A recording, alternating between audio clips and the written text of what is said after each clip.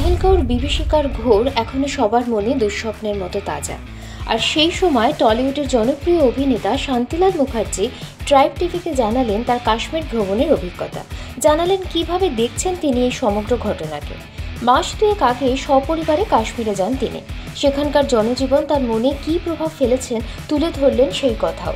তাদেরও হারানোটা তো একদম অপূরণীয় ক্ষতি।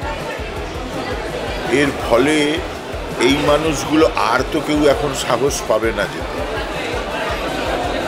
এই সাহস না পাওয়ার ফলে ওখানকার যে নিরপরাধ মানুষ তারা কিন্তু না খেতে পেয়ে মরবে না, আবার তাদের দোকান বন্ধ থাকবে, তাদের রুটি রুজি বন্ধ হয়ে যাবে।